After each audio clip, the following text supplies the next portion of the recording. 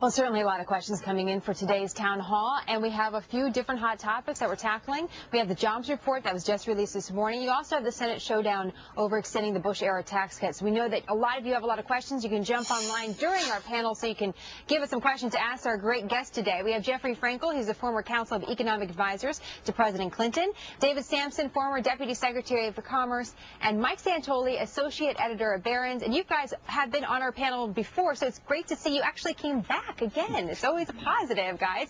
Thank you for joining us today. So here's the deal. We've gotten a couple of responses and questions about jobless benefits. I'm going to read a few and then I would like your reactions. Kathy says this: I've been looking diligently for a job for 18 months. I took a minimum wage job to make ends meet. I think we should extend these benefits. Then we have another viewer that says you shouldn't be extending those benefits. It's not a way of life. It's always been there as a temporary means. So Jeffrey, how do you shift through these 2 points of view and try to figure out a consensus on extending these jobless benefits? Well, the unemployment rate, of course, is very high, and this is a serious situation, and I do think we should extend the employment benefits. But I also think it should be part of a comprehensive, sensible fiscal package, which would include some short-term fiscal stimulus at the same time that we take steps to lock in the long term, restoring fiscal discipline. You know, Mike, we've been hearing reports about maybe 13 months, a 13-month extension to unemployment benefits. What are you hearing over at Barron's as far as a negotiation for this and what investors might like to see here? Well, a 13-month extension is probably a little bit beyond what most investors would like to see. I feel like they maybe want to do one more and say, unless job conditions really worsen from here, maybe that's the last of the extensions here. I don't think it's really a big swing factor in whether people look for work or not, but clearly on the margin it has to be have some effect there. I do think that another extension is likely in the cards, maybe just in the horse trading about the Bush tax cut extensions. Here's a question from one of our viewers. Rudy wants to know, does the rise in unemployment indicate the beginning of a second dip in the recession? Which one of you wants to tackle that, Mike? Probably not. Most of, or at least about half of that increase in the unemployment rate was because of more people coming into the labor force. You're only counted as unemployed if you say you're looking for a job. So it's actually not unusual for the unemployment rate to kind of bounce around up and down even when you're in recovery. The current level of job creation is still consistent with a slow-growing economy, not a double dip. Jeffrey, here's a question from somebody who goes by the online name of ProGolf09, says, why are we sending billions to foreign banks? That was part of that rescue package that came out from the Federal Reserve. Can you explain it in layman's terms? We're not sending billions to foreign banks. I mean, we loaned them.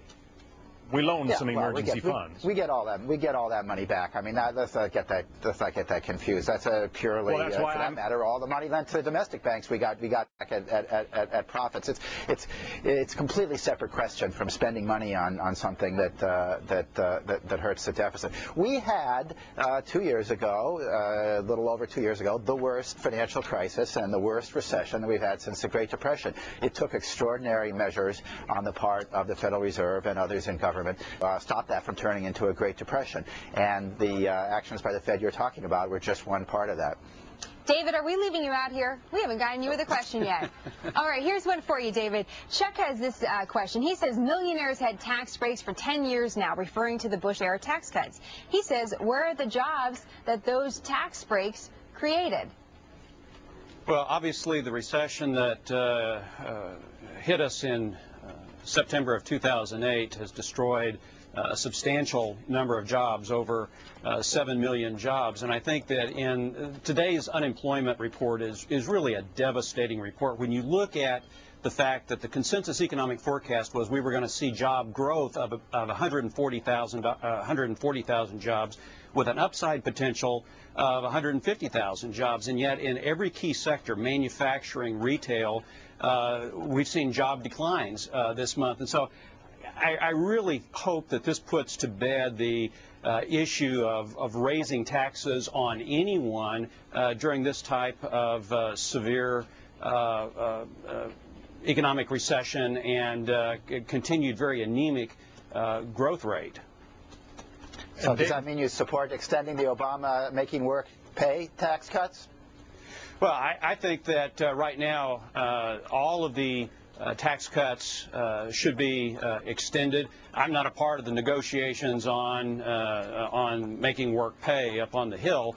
But I think that when you look at the uncertainty, the policy uncertainty that has been injected into the economic equation right now, it's not surprising to me that investors and the people who are making decisions about capital expenditures and hiring jobs are sitting on the sidelines. And to me, the problem is the uncertainty. The fix is good policy. And I noticed this morning that Austin Goolsbee said that the unemployment numbers are unacceptable, and so it seems to me that it's irresponsible to continue down this track of the same economic policies that we've been pursuing that haven't led to a robust recovery in jobs. Panelists, we're going to have to leave it there. David Sampson, Jeffrey Frankel, Mike Santoli, it's good of you all to rejoin us. Thanks for being here today. Thank you. All right, we're going to take